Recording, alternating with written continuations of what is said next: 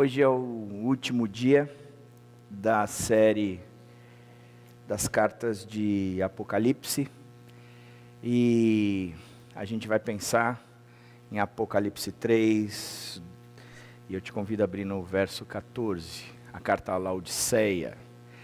Interessante de olhar que a gente está numa fase na Copa do Mundo que é interessante, porque a gente começa a perceber algumas coisas que se tornaram para nós uma verdade.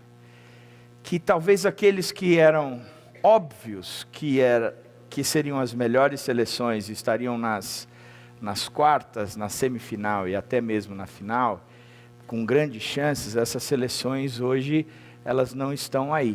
E a gente começa a perceber que, por exemplo, uma Espanha está voltando para casa, a Inglaterra está voltando para casa, a Costa Rica de repente se torna como uma seleção extremamente forte. Você diz, caramba, isso são zebras, não necessariamente, mas são qualidades e qualificações de seleções que a gente diz, aos nossos olhos, ou no nosso feeling, ou nosso parecer, seriam seleções que não estariam qualificadas, mas dentro de campo e no resultado da Copa, essas seleções elas se qualificaram.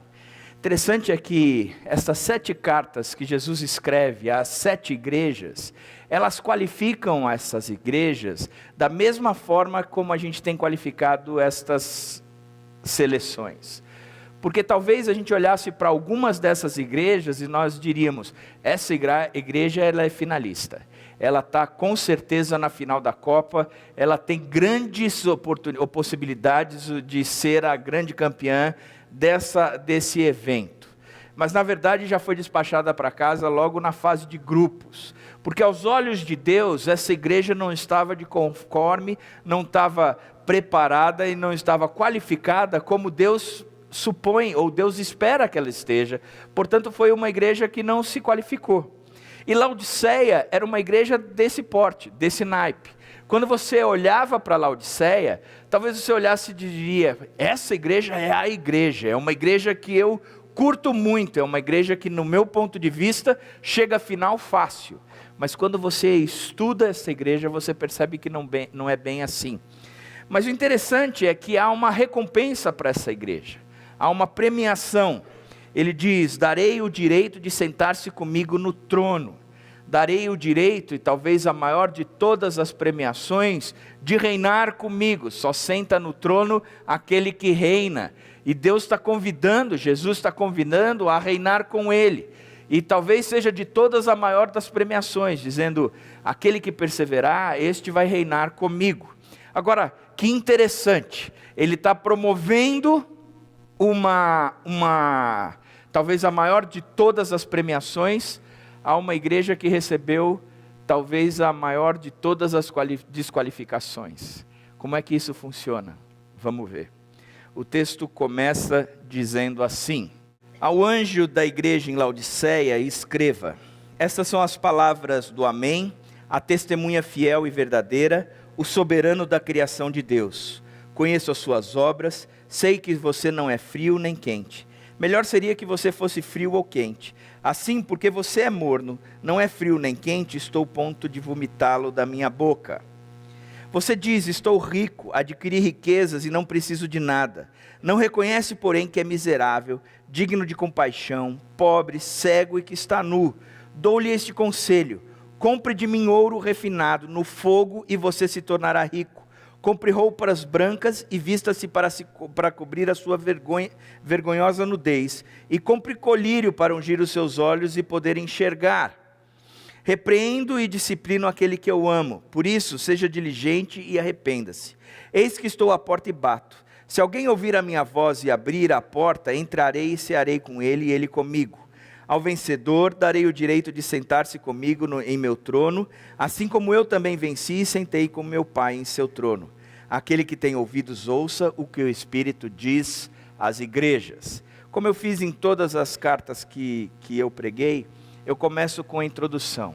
Ao anjo da igreja em Laodiceia escreva, essas são as palavras do Amém, a testemunha fiel e verdadeira, o soberano da criação de Deus. Estas são as palavras do amém, do assim seja, aquele que dá a palavra final, a testemunha fiel e verdadeira, o soberano da criação de Deus. Ou seja, o que ele está dizendo é, estas palavras, quem está escrevendo é aquele que dá a palavra final em toda a criação, aquele que sustenta toda a criação, aquele por quem a criação existe, ou seja, aquele por quem a criação persiste e por quem a criação é sustentada. O amém, a testemunha fiel e verdadeira, aquele que é o soberano de toda a criação. Então é este que está escrevendo, não é qualquer um, é o Deus que sabe todas as coisas, que projetou todas as coisas, que tem criado todas as coisas, é Jesus Cristo. Então é a palavra de Jesus Cristo que ele está dizendo, sou eu o Criador de todas as coisas. Aí ele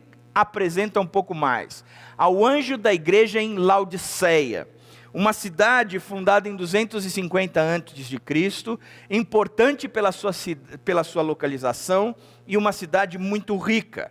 Importante porque ela ficava no meio de grandes rotas comerciais. Uma cidade rica, moradia de milionários, de sujeitos cheios da grana, gente que tinha do bom e do melhor, com as suas mansões, com as suas moradias exuberantes e assim por diante. Eram os donos do pedaço, os reis do camarotes, todos eles moravam lá em Laodiceia. Na cidade havia teatros, um estádio e um ginásio, onde o ginásio era equipado com banhos. Eu não sei porquê, naquela época o pessoal gostava de ter ginásios com banho. Parece que banho público era um negócio que eles valorizavam muito. Parece que quem tomava banho se destacava no meio da sociedade. O fato é que esta cidade ela tinha 4 características ou 4 empreendimentos que a valorizavam muito no meio da Ásia Menor e no meio do mundo inteiro. Primeiro, ele era um centro bancário e financeiro.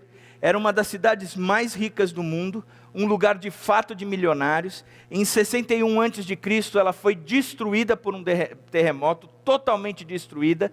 Agora ela se reergueu com o dinheiro dos próprios moradores, nem aceitaram subsídio do império. Pelo contrário, eles tinham tanto dinheiro que em pouco tempo eles se reergueram e provaram e quiseram provar para o mundo inteiro que eles eram os reis do caqui, dizendo, nós temos granas, nós mesmos nos reconstruímos porque nós somos milionários e temos aqui toda a nossa capacidade de reconstruirmos. Um centro financeiro bancário. Eles eram tão ricos que eles não sentiam a necessidade de Deus, não havia um templo naquela cidade. Interessante que nas outras todas tinham templos, nessa não tinha templo nenhum, porque a riqueza lhe cegava a necessidade de um Deus. Era um centro de indústria têxtil, eles tinham aprendido a manusear uma lã, e eles produziam uma lã muito boa, que era conhecido no mundo inteiro, e a cidade se orgulhava muito da lã que produzia, era Monte Sião da época. Então eles produziam essa lã e as malhas e os cachecóis, se é assim que se diz, era divulgado, revendido para o mundo inteiro. Era um centro médico de suma importância. Eles tinham na cidade 2 grandes coisas na área da medicina. Uma escola de medicina e a outra eles produziam um unguento que deste unguento saía um remédio para o ouvido e um outro um colírio. Esse colírio era tão famoso que ele era distribuído para o mundo inteiro. Então, Laodiceia produzia e exportava este colírio para o mundo inteiro, porque ele era um centro de medicina muito importante e avançado naquela época. Ele também era um centro de águas termais. Composto por 3 cidades, Colossos, Hierápolis e Laodiceias. Colossos era a fonte de águas frias, a fonte onde o pessoal no meio do calor e a região era quente ia se refrescar. Hierápolis era a fonte de águas quentes, aqueles que tinham as dores pelo corpo todo e a água quente de uma certa forma aliviava as dores, eles iam para essa área onde eles tinham ali um refrigério de alma, de dores, um alívio das pressões que eles sentiam no corpo. Já Laodiceia, como a água canalizada meio que de Herápolis, ela chegava ali meio morna. O pessoal ia, mas a água já não era tão boa, e o pessoal que usava daquelas termais diz que a água, por ser morna, dava muita ânsia, náusea e assim por diante. Mas era um centro de águas termais. Portanto, a cidade era conhecida por 4 grandes características. Era um centro financeiro muito forte, comercial muito forte, bancário muito forte, um centro têxtil, produzia uma lã muito importante e famosa, um centro medicinal, muito conhecido no mundo inteiro, e um centro de águas termais também conhecido. Uma cidade rica, milionária. A igreja era uma igreja também interessante, porque esta é a carta mais severa, a carta mais dura. Em nenhum momento Jesus diz: eu enxergo uma coisa boa, pelo menos eu vejo que vocês têm no meio de vocês alguns poucos que perseveram. Eu enxergo que vocês têm sido fiéis à doutrina. Não, ele só vem com uma severa bronca no meio para aquele povo todo, dizendo: eu não enxergo coisa boa em vocês. Vocês, pelo contrário, não são quentes nem frios, vocês são mornos e eu estou a ponto de vomitar. A única coisa boa que Jesus Cristo faz é: eu conheço as obras de vocês, é a única coisa, mas essas obras são terríveis. Vocês não são nem quentes nem frios, vocês são mornos e eu estou a fim de vomitá-los. É a carta mais severa. A igreja tinha a cara da cidade. A cidade impactava a igreja. Interessante isso. Em vez da igreja transformar a cidade, quem transformava a igreja era a cidade. A igreja deixava que os valores da cidade, os valores do mundo, os princípios daí de fora, entrassem dentro da igreja e se tornassem, apesar de ser uma igreja rica, próspera, uma igreja que fazia um monte de coisas, era uma igreja morna, que aos olhos de Deus estava totalmente desqualificada, podia voltar para casa e que o campeonato tinha acabado para ela. Em vez de transformar a cidade, a igreja havia se amoldado às cidades. Os crentes eram frouxos, fracos na fé, sem entusiasmo, falhos de caráter. Maria vai com as outras, tinham uma visão errada de si mesmo, achavam que eram super firmes na fé, que eram pessoas boas, uma igreja popular, satisfeita com a sua prosperidade, orgulhosa de seus membros ricos. Não havia nessa igreja perseguição de Satanás, não tinha núcleo que salvava, como existia em Sardes, as obras não eram boas, a doutrina não era exaltada. Se houve exortação da parte de Deus, só houve bronca da parte de Deus, ou seja, era uma igreja da qual Deus não se orgulhou e, pelo contrário, só desceu a lenha. Portanto, quando Deus enxerga essa igreja, ele vem com uma repreensão severa. O diagnóstico dessa igreja, ou o que Deus fala a respeito dessa igreja, ele começa dizendo: eu conheço as suas obras, sei que você não é frio nem quente, melhor seria que você fosse frio ou quente. Assim, porque você é morno, não é frio nem quente, estou a ponto de vomitá-lo da minha boca. Você diz: estou rico, adquiri riquezas e não preciso de nada. Não reconhece, porém, que é miserável, digno de compaixão, pobre, cego e que está nu. Quando a gente olha para esse texto, o primeiro diagnóstico é que faltava um fervor espiritual, aquele fogo dentro. Na vida cristã, quando a gente olha a Bíblia, há 3 temperaturas, ou há 3 temperaturas espirituais. Você pode olhar para você e dizer: eu posso estar em 3 estágios na vida espiritual. O primeiro é um coração ardente. Lucas 24:32, quando Jesus está caminhando com os discípulos em direção a Emaús, os 2 discípulos, e contando e descrevendo para aqueles discípulos que era necessário que ele morresse e ressuscitasse ao 3º dia, e ele vem discorrendo desde Abraão, de Moisés, até os grandes profetas. Diz o texto que perguntavam-se um ao outro: não estava queimando o nosso coração enquanto ele nos falava no caminho e nos punha as escrituras? O nosso coração queimava. Tem um período da nossa vida que nós estamos tão apaixonados por Deus, que o nosso coração queima por Deus. Muitos chamam do primeiro amor, aquele período onde eu só consigo pensar em Deus. Eu estou apaixonado por Deus, Deus é a razão da minha existência, eu vivo por Deus, para Deus e em Deus, eu quero ler a palavra de Deus, eu quero frequentar os grupos, eu quero compartilhar a minha fé, eu quero trazer pureza para a minha vida, eu quero viver em santidade, eu quero promover uma vida de qualidade o mais parecida com Deus, mas eu sou apaixonado por Deus, eu curto as coisas de Deus, eu sou apegado às coisas de Deus. Este período é um período onde o coração arde pelas coisas de Deus. O nosso coração não estava queimando enquanto Ele caminhava com a gente. Nós não estávamos pegando fogo enquanto Ele estava do nosso lado. A gente não tinha uma paixão tremenda por Ele. Agora, a Bíblia também fala de um coração frio. Mateus 25, de 9 a 13, diz: então eles o entregarão para serem perseguidos e condenados à morte. E vocês serão odiados por todas as nações por minha causa.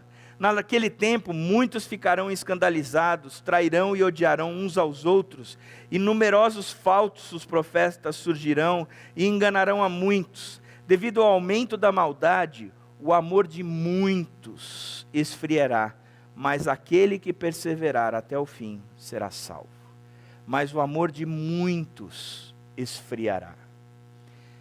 Sabe que este texto aponta para o final dos tempos, de que uma das características do cristianismo, do cristão, é que o amor esfriará. E uma das coisas que eu tenho percebido é que, hoje em dia, o amor já tem esfriado. Porque eu percebo que o amor de um pai para com um filho, ele tem esfriado. O amor de um filho para com um pai, ele tem esfriado. O amor de um esposo para com uma esposa, ou da esposa para com o esposo, ele tem esfriado. E aí você pega 1 Coríntios 13, que diz que o amor nunca perecerá, o amor não acaba. Como é que o amor não acaba?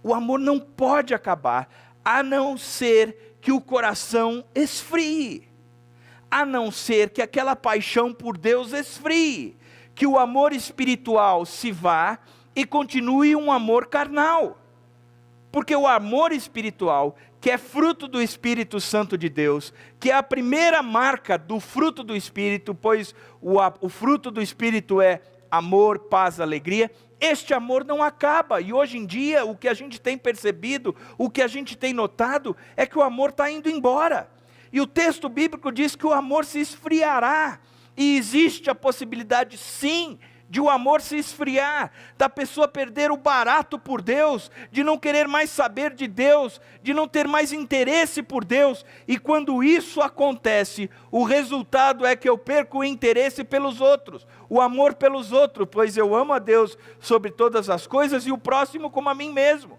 Quando eu deixo de amar o outro, a Deus sobre todas as coisas, eu passo de amar o próximo como a mim mesmo, o amor se esfria. O amor se esfria, isso não pode. Agora, a terceira característica da falta do fervor espiritual, é que existe um coração morno, um coração que não é nem frio, e um coração que não é nem quente. Não havia nenhuma menção a essa igreja, de uma perseguição, não havia menção de heresia, de falsos mestres, de malfeitores, de imoralidade, de apostasias, de abalo na fé ou a negação da fé. O problema era o fervor espiritual. A igreja era acomodada. O problema não era a heresia, era a apatia. O nosso fervor espiritual está em constantemente perigo de se enfraquecer ou mesmo de morrer. Eu conheço as suas obras. Eu sei que você não é nem frio e nem quente. E eu vou ilustrar o que isso significa. É muito mais fácil você lidar com uma pessoa fria do que uma pessoa morna. O frio é aquele que não está nem aí para Deus, que não conhece Deus, que não sabe quem Ele é. E aí você chega e diz, olha, mas olha o que Deus está dizendo. E o cara vai falar assim, puxa, estou entendendo. Mas o morno é aquele que continua uma vida apática. E você diz, olha o que Deus está falando. Eu sei. Mas olha o que Deus está promovendo. Eu sei. Mas você continua assim. Mas eu sei. É muito mais difícil lidar com o morno. Muito mais difícil lidar com o morno. Convencer um morno, tratar com um morno do que com um frio. Por isso Jesus diz, eu preferia que você fosse frio ou quente. Mas o morno, eu estou a ponto de vomitar-te. Eu não suporto isso. Me dá ânsia. Me dá ânsia. Conheço as suas obras. Eu sei que você não é frio nem quente. Falta de fervor espiritual. Falta de amor espiritual. Falta de paixão por Deus. Segundo o diagnóstico, cego à sua verdadeira condição. Melhor seria que você fosse frio ou quente. Aqui há um contraponto entre as águas quentes terapeutas de Herápolis e as fontes ou as águas de refrigério de Colossos. A igreja de Laodiceia não promovia nem refrigério e nem acolhia o enfermo. Ela não produzia nada para quem chegasse.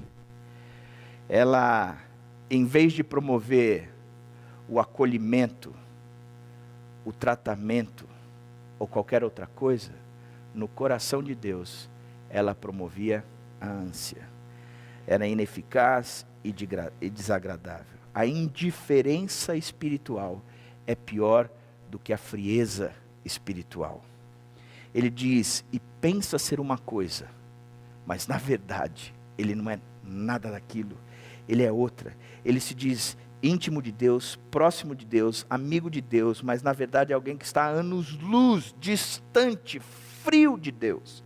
Esse é pior do que o frio, é muito mais difícil de ajudar, é muito mais difícil de cuidar. Ele é cego à sua verdadeira condição. Ele começa com uma falta de fervor espiritual e depois ele se torna cego à sua verdadeira condição. Ele não se enxerga, ele não vê como ele está, ele não enxerga a realidade dele mesmo. O terceiro passo do diagnóstico é que ele se torna orgulhoso. O orgulho enfraquece a verdadeira condição. Ele não reconhece, porém, que é miserável, digno de compaixão, pobre, cego e que está nu. O pior de tudo de não reconhecer é que ele diz, olha, eu sou rico, eu adquiri riquezas e não preciso de nada.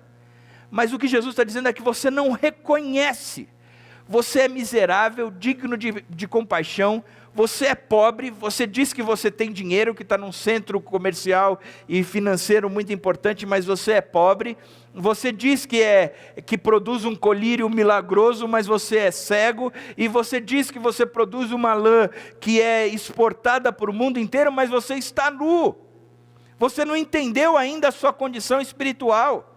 A tua própria cidade promove o que você não é. Você não enxerga na cidade o que espiritualmente você precisa. Abra os seus olhos. Abra os seus olhos. O orgulho diz que você é cheio de tudo isso, mas na verdade você é vazio de tudo isso. Você se acha o rei da espiritualidade, mas você é digno de compaixão. Portanto, abra os seus olhos. Você quer ajudar os outros, mas o que você precisa é de ajuda. Você quer dar conselhos a respeito do casamento, mas o que você precisa é que o seu casamento seja transformado. Você quer falar a respeito da Bíblia, mas o que você precisa é que a Bíblia entre dentro de você. Você quer ensinar a respeito de oração, mas o que você precisa é praticar a oração. Você quer falar a respeito de Jesus Cristo, mas o que você precisa é conhecer a Jesus Cristo. Porque a vaidade, o orgulho, te faz não reconhecer aonde você está. Portanto, abra os seus olhos. Vocês se gabam de tudo, mas são pobres. Vocês se gabam do centro financeiro, mas são pobres. Vocês se gabam da escola de medicina e do colírio que produzem, mas são cegos. Vocês se gabam da indústria têxtil e a lã conhecida no mundo inteiro, mas estão nu. Vocês se acham, mas não são nada. A relação comigo é falsa, é hipócrita, é cega, é fundamentada naquilo que vocês produzem e não na minha dependência. Vocês precisam aprender de mim. E o quarto diagnóstico é o repúdio de Deus. Você só vomita o que ingeriu, só joga fora o que está dentro. Assim, porque você é morno, não é frio e nem quente, estou a ponto de vomitá-lo da minha boca. Deus só joga fora o que está dentro. Ele só vomita o que ele ingeriu. A igreja era de Cristo, mas em vez de estar dando alegria a Cristo, de promover a Cristo, estava causando náuseas, enjoos, tristezas. Jesus tinha muito mais esperança nos publicanos e pecadores, enquanto caminhava aqui na terra, do que com os fariseus. Na verdade, os fariseus foi o único grupo que Jesus chegou com os 2 pés no peito, enquanto caminhava. Ele não falava ou não poupava o que tinha que dizer. Quando chegava para os fariseus, ele chegava duro. Os fariseus vinham recriminar a Jesus e ele ficava bravo, irado. Porque Jesus curou alguém no sábado? Porque Jesus colheu espigas de milho para alimentar pessoas num sábado? Porque Jesus operava milagres num sábado e vinham os fariseus para cima de Jesus? Ele ficava... Vocês são sepulcros caiados. Por fora bela viola, por dentro pão bolorento. Vocês estão parecendo coisa bonita por fora, mas vocês não têm nada por dentro. Pode voltar para casa, o seu tempo dentro desse campeonato já acabou. Eu não suporto, eu quero é vomitá-los, porque vocês não são quentes e nem frios. Somos a menina dos olhos de Deus, somos filhos de Deus, seu tesouro especial, particular, mas quando perdemos a nossa paixão por Ele, causamos a Ele dor, náusea, constrangimento, Ele sofre por nós. E a Bíblia nos diz que Cristo repudiará totalmente aquele cuja ligação com Ele é puramente nominal e superficial. Aquele que é de Cristo, mas isso ele não significa que ele vai ficar caminhando. Você perde, entristece o espírito, afrouxa a relação, perde a comunhão, mesmo sendo de Cristo. O diagnóstico é que Jesus olha para Laodiceia e diz: vocês estão voltando para casa, porque o seu tempo aqui nessa Copa do Mundo acabou. Vocês fizeram feio, apesar de aparecerem ou aparentarem uma seleção que voltaria campeã. Vocês estão sendo dispensadas na primeira fase do campeonato. Não vale nada. Qual é o tratamento para uma igreja só? Ele diz: dou-lhe este conselho. Interessante, né? Quem que está falando? Quem é que está falando? Hoje é o 7º dia da mensagem. A gente está encerrando a série. Todos os dias foi a mesma pessoa que falou. É uma carta, não fui eu falei 5, 2 outros dias, 3, não, falei 4, 3 outros dias foram outras pessoas, mas as cartas foram escritas sempre pelo mesmo remetente. Quem é o remetente? Jesus. Boa, filho. Ufa. Ele diz: dou este conselho. Olha que Deus interessante. Ele não usa o pé de cabra. Ele não impõe, ele propõe. Apesar de ele chegar com toda dureza contra esta carta, contra essa igreja, ele chega para essa igreja agora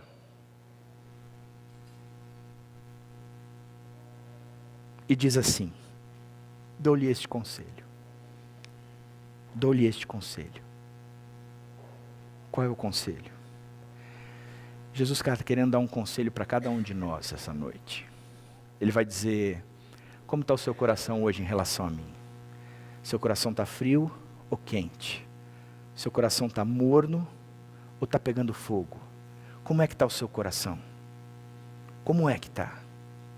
Pois bem, eu dou-lhe esse conselho. Compre de mim ouro refinado no fogo, e você se tornará rico. Compre roupas brancas e vista-se para cobrir a sua vergonhosa nudez. E compre colírio para ungir os seus olhos e poder enxergar. Jesus está nos chamando a confiar nele. Deixar de lado o orgulho e a confiança que temos em tudo aquilo que construímos, no que montamos, na segurança que temos, mas confiarmos nele. Fé é acreditar em Jesus e não naquilo que construímos. Ele diz: vocês dizem que vocês são ricos, que vocês construíram em cima de riquezas que vocês adquiriram? Pois bem, eu tenho um ouro refinado no fogo. Compre do meu ouro. Vocês dizem que vocês têm a melhor lã do mundo? Pois bem, comprem da minha roupa branca, pois essa é a que vale a pena. Vocês dizem que vocês têm um colírio que cura todas as enfermidades dos seus olhos? Pois bem, usem do meu colírio, que esse é o que trata. Fé é em confiar em Deus. Fé é confiar em Deus.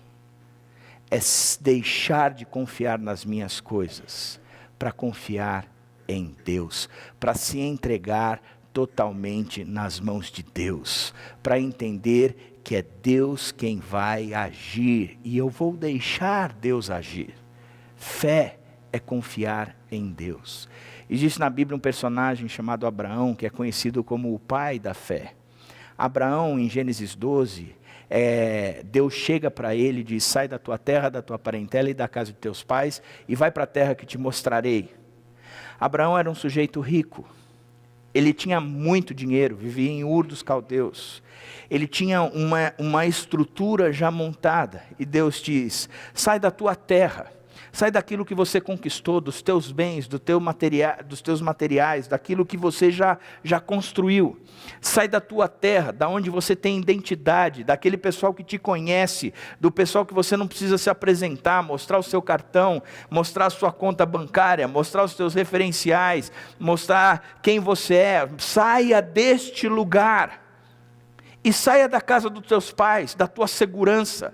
Saia de tudo isso que você montou. Saia de tudo isso que você construiu. Saia de tudo isso que você adquiriu. E se jogue aos meus braços. Vá para uma terra que te mostrarei. Você não sabe que terra é essa. Você não sabe aonde fica. Eu não disse para você ainda que é uma terra que mana leite e mel. Eu não disse o que vai acontecer neste percurso. Eu não te falei se você vai passar por bons bocados ou vai ser tudo muito fácil. A única coisa que eu estou propondo para você é: caia nos meus braços, confie em mim, acredite em mim, descanse em mim e vá. E o que Abraão fez? Romanos diz que ele creu e isso lhe foi imputado para a justiça, porque ele acreditou em Deus e nada mais. Fé é acreditar em Deus e não no que eu construí. Senhor, se o Senhor quiser levar tudo, não tem problema, porque tudo que eu tenho é o Senhor. Se o Senhor quiser tirar tudo o que eu tenho, só não me tira o Senhor, porque o Senhor é tudo o que eu tenho. Você acredita nisso? Você acredita nisso? Estava conversando com a Jaqueline esses dias, e ela conta a história de um rapaz, um senhor que trabalha com ela, e todo o final de semana, esse senhor pede a Deus uma viagem missionária para ele fazer para uma determinada cidade. E ele liga para a cidade e diz: escuta, vocês estão precisando de alguma coisa? Num determinado dia, alguém da cidade falou: nós estamos precisando de 4 colchões para berços. Você tem? Eu não tenho ainda, mas eu vou ter, eu estou levando nesse final de semana. O cara saiu, chegou para o chefe dele e disse: eu preciso de 4 berços, de 4 colchões de berço, você me vende? Para quê? Porque eu liguei para a cidade e tal. Então leva. E a Jaque viu o sujeito com esses 4 colchões e o cara contou. Num dia ele recebeu o salário dele, pôs no bolso, estava saindo da escola, indo para casa, da escola do trabalho, indo para casa. E Deus disse: passa pelo centro de Vinhedo. Ele falou: não, Deus, eu não preciso passar pelo centro para ir para casa. Passa pelo centro de Vinhedo. Eu não preciso. Passa pelo centro de vinhedo. Tá bom. Eu vou passar pelo centro de vinhedo. Ele passou pelo centro de vinhedo. Um casal o procurou e encontrou com ele no meio da rua. E começaram a falar. E o casal estava precisando de muito dinheiro. E o dinheiro que ele tinha no bolso era tudo o que o casal precisava. Era todo o salário dele. E ele entendeu porque Deus o havia mandado passar no centro de vinhedo. Ele tirou todo o salário do bolso e entregou para aquele casal. Chegou em casa, explicou para a mulher falou, eu não sei o que a mulher falou. Não sei. Conhecendo a minha, eu imagino, mas eu não sei o que a mulher falou. No outro dia ele foi para o emprego, o chefe o chamou e disse, pelo trabalho que você tem desempenhado aqui, eu nunca te recompensei, e eu quero te recompensar agora. E deu 10 vezes o salário que ele ganhava. 10 vezes. Sabe por quê? Porque o sujeito confiava em Deus. Deus era o tudo dele. Você faria isso? Primeiro que você não sairia nunca com o teu salário no bolso com medo de ser roubado. Pois é, quem é o teu Deus? Quem é o teu Deus? A gente tem que pensar nessas coisas. A gente não está no mundo a passeio não, gente. A gente está no mundo por causa do reino. E o que tem me doído é que tem muita gente que está aqui e o Deus continua sendo dinheiro. O Deus continua sendo o marido, a esposa, o filho. Abraão teve que sacrificar o filho. O pai da fé diz que amarrou o filho, colocou dentro do altar e levantou a cutelo para sacrificar o filho. E Deus segurou aquela mão, dizendo, eu entendi que para você tudo sou eu. E diz Hebreus que no coração dele, ele sacrificou o filho, porque sabia que Deus era capaz de restituir o filho dentre os mortos. Porque Deus era maior do que o próprio filho. Porque o tudo de Abraão é Deus e não as conquistas que ele teve.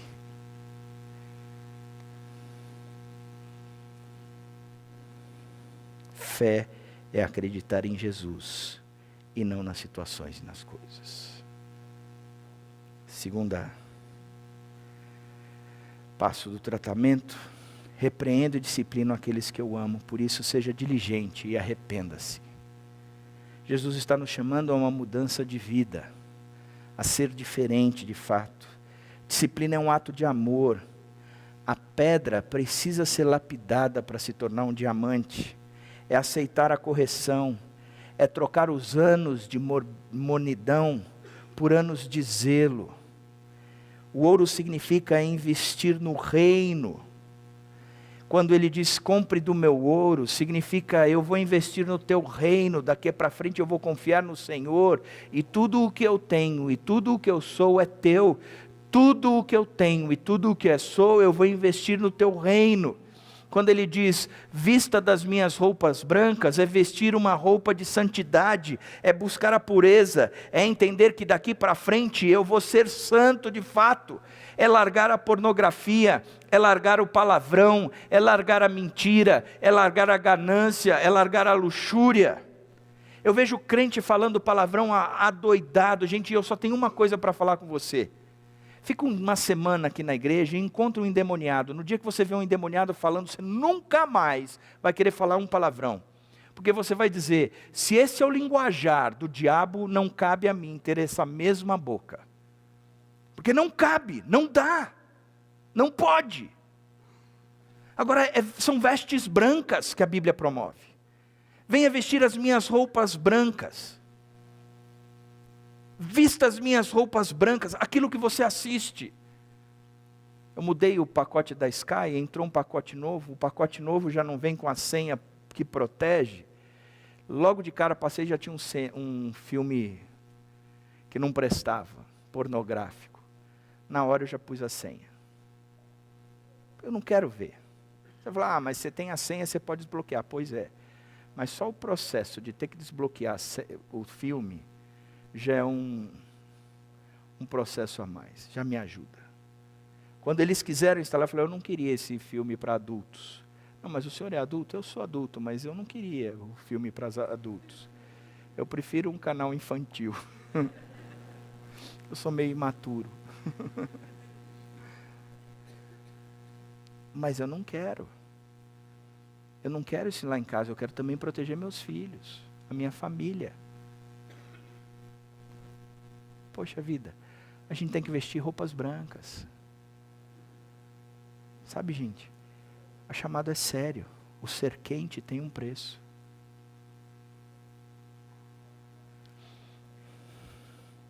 O colírio é o discernimento. Senhor, o que significa comprar do teu ouro, vestir da tua roupa? O que significa, Senhor? Como é que eu posso investir a minha vida nisso? Me ajuda a discernir tudo isso, abre os meus olhos, e me faz enxergar, me faz contemplar, me faz viver, me faz ser, Pai. Mas eu quero, e muitas vezes a gente vai ter que viver de forma solitária, sozinho. Sou eu contra a rapa. Sou eu contra a rapa. A gente está perdendo Portugal, por isso que a igreja está vazia. Tem muitos homens que estão em casa assistindo Portugal e Estados Unidos. Eu gosto de ver o compromisso dos crentes. Mas a gente entende que o time de Portugal hoje é o Cristiano Ronaldo contra a rapa. É sempre o Cristiano Ronaldo contra outros. Cristiano Ronaldo contra outros. Mas, cara, tem horas que você e eu contra todo mundo dentro do meu emprego. Tem horas que você e eu contra todo mundo dentro do meu condomínio. Tem horas que você e eu contra todo mundo dentro da minha própria casa. Mas eu vou continuar pedindo ao Senhor colírios, vestes brancas e o ouro. Porque esse é o tratamento que eu tenho que dar e a tomar. Terceiro tratamento é que eis que estou à porta e bato. Se alguém ouvir a minha voz e abrir a porta, entrarei e cearei com ele e ele comigo. Mais uma vez, um verso interessante. A doçura de Deus. O cavalheirismo de Deus. O amor de Deus, a educação de Deus. Ele não usa pé de cabras. Ele sempre propõe. Ele não impõe. Ele diz, vou te dar um conselho. E agora ele fala, eu estou à porta e bato. Eu não estou arrombando a porta da sua casa. Eu estou batendo a porta da sua casa. E presta atenção. Quando Jesus diz isso, ele está dizendo à igreja de Laodiceia. Em nenhum momento ele disse isso para aqueles que não são cristãos. Muitos de nós usamos esse texto para explicar a nossa fé para aqueles que não são cristãos. Mas esse texto é para nós que somos cristãos. Eis que estou à porta e bato. Se alguém ouvir a minha voz e abrir, eu entrarei e cearei com ele. Vai ter festa. Se alguém ouvir, eu vou entrar. Gente, eu acho isso muito bacana. Porque o que Deus está dizendo para mim e para você é, não importa o que você tenha feito, não importa o pecado que você tenha cometido, não importa se você tenha me abandonado, não importa se você tenha me esquecido, não me importa que você tenha esfriado, nem me importa que você tenha amornado. Se você ouvir a minha voz e você abrir a porta, eu entrarei e a gente vai fazer festa. Que Deus. Amém? Às vezes eu queria ser pastor de uma igreja pentecostal, isso me ajudaria tanto. Me empolgaria pregar. A Rai às vezes fala, tem horas que eu gostaria de dizer um amém. Diz, Rai, poxa. Não, você estava no banheiro, você não ouviu o que eu preguei, você acabou de entrar. Mas eu gostaria de uma igreja mais... Porque o que Deus está dizendo é, não importa, não importa. Não importa o que você tenha feito, aonde abundou o pecado, sempre, sempre superabundará a graça. Aonde abundou o pecado, sempre a graça será maior. Por isso ele está na porta do seu coração batendo. Se alguém ouvir a minha voz e abrir a porta, e cearei com ele, e ele comigo. vai ter comunhão. Olha que coisa interessante. Já não é mais uma coisa unilateral, onde você diz que você é todo espiritual, onde você diz que a sua igreja é viva, onde você diz que a sua vida é cheia de comunhão com Deus, onde você diz que você tem vínculos com Deus. Deus está dizendo o seguinte: se você ouvir a minha voz, eu vou entrar na sua vida e a gente vai cear junto, eu com você e você comigo. Há vínculos, liga a comunhão. Portanto, o que ele está propondo é: ouça o que eu estou fazendo na porta do seu coração. Abra a porta do seu coração. E vamos celebrar juntos. E vamos celebrar juntos. Porque aonde abundou o pecado, superabundou a graça. Por isso não importa. Não importa, você pode estar morrendo espiritualmente. Deus é maior. Você pode estar quase sem vida, Deus é maior. E Ele traz vida, Ele chama à existência o que não existe. Ele traz vida. Eu gosto muito daquele conceito dos vales dos ossos secos, de Ezequiel 38, né? 38? Enquanto a Raquel procura para mim, eu vou... Mas no primeiro momento, o profeta enxerga um vale cheio de ossos. E Deus diz: dá uma olhada. E os ossos começam a se mexer, se juntar. E ali começa a gerar tendões, carne, pele. E o Espírito, como o Jonas Madureira disse, o sopro de Deus passa a ter vida ali. Mas era simplesmente uma vida.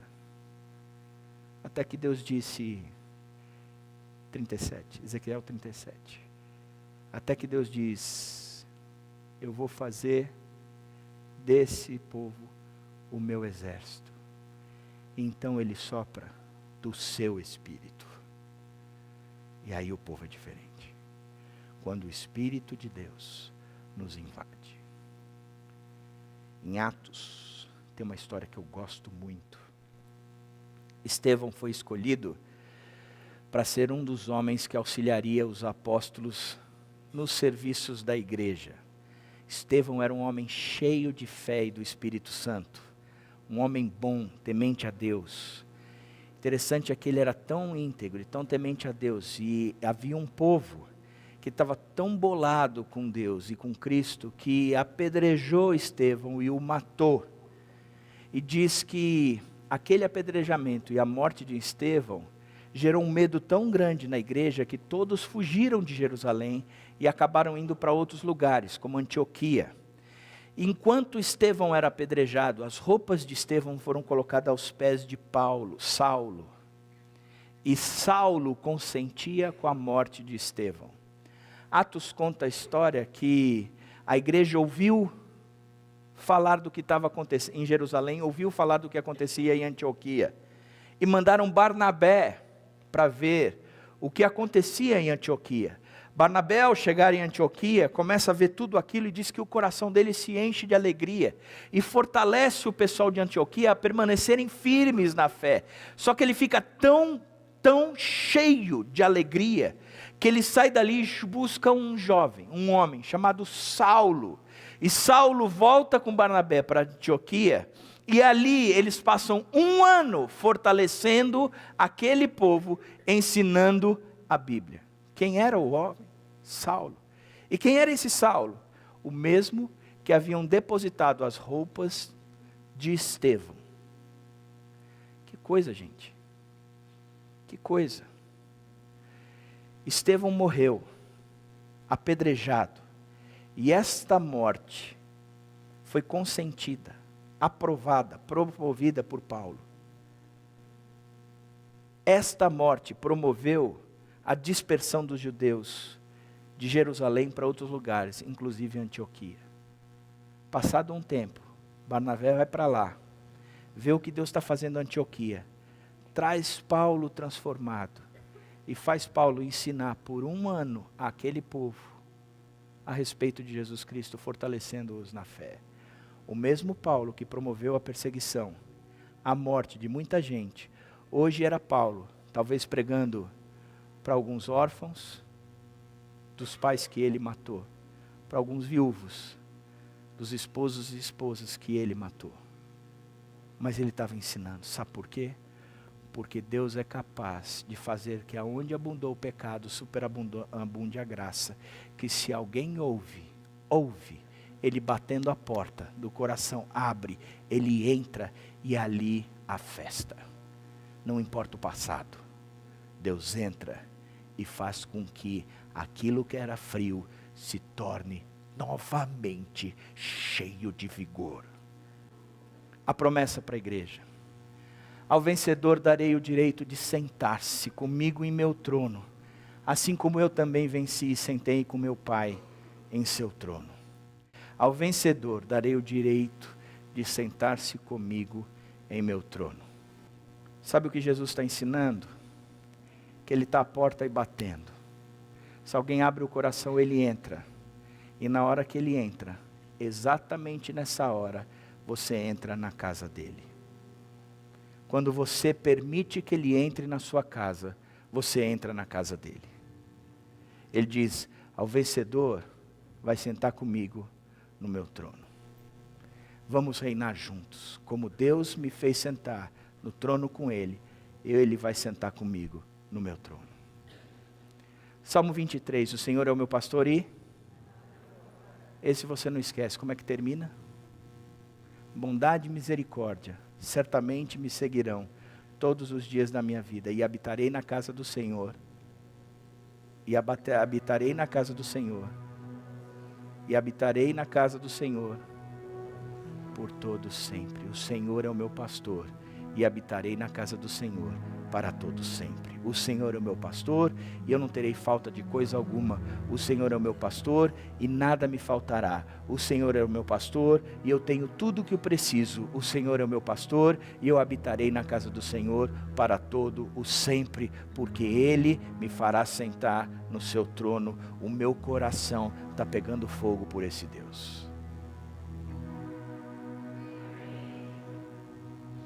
Como é que você está essa noite? Como está o seu coração?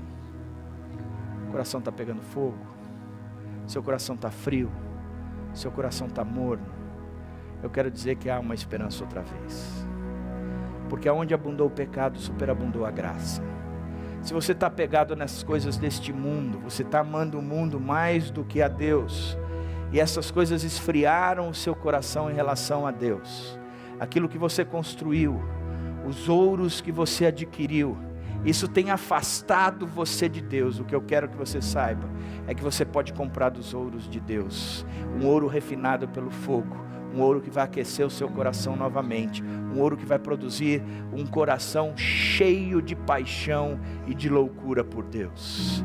Se você perdeu o rumo e tem vivido em pecado, e o teu padrão tem se desqualificado cada vez mais, e você não anda mais de acordo com os padrões de Deus, e as tuas vestes estão totalmente sujas, e você quer vestir uma veste branca, Ele está disposto a te dar essa veste branca. Basta você ouvir, batendo a porta do seu coração, você abrir as portas do seu coração, para Ele entrar e vir fazer morada e celebrar com você. Se você não tem enxergado nada disso, e você não consegue nem mesmo perceber, porque o seu coração está tão frio, e você quer esse discernimento, precisa desse colírio espiritual, dizendo: Senhor, abre os meus olhos, me faz enxergar algo maior, mas eu não quero mais viver nessa situação morna, eu quero estar aquecido, pegando fogo pelo Senhor. Por favor, me ajuda. Mas eu tenho escutado o Senhor bater na porta do meu coração. Eu quero ser como aqueles ossos, não só com tendões, pele e carne, mas eu quero ter do teu espírito. Eu quero ser revigorado, ser um guerreiro, Pai. Eu quero ser como Paulo, ser reestruturado e ser um missionário, alguém enviado pelo Senhor, totalmente o oposto do que era. Por isso, Deus, me unge agora, Senhor Jesus, e renova aquilo que eu sou. Se essa é a tua oração, eu queria te convidar a chamar, que você viesse aqui na frente, que eu gostaria de orar por você. Mas eu queria que você viesse até aqui, porque eu queria que você se posicionasse. Ele está à porta e bate, mas você tem que responder ao convite carinhoso do Senhor, ao pedido educado dele, ao cavalheirismo dele. Ele não está usando pé de cabra nenhum, mas ele gostaria que você respondesse. Tem alguém que gostaria? Levanta do seu lugar agora e vem aqui na frente. Se ajoelhe aqui na frente. Vamos orar por você.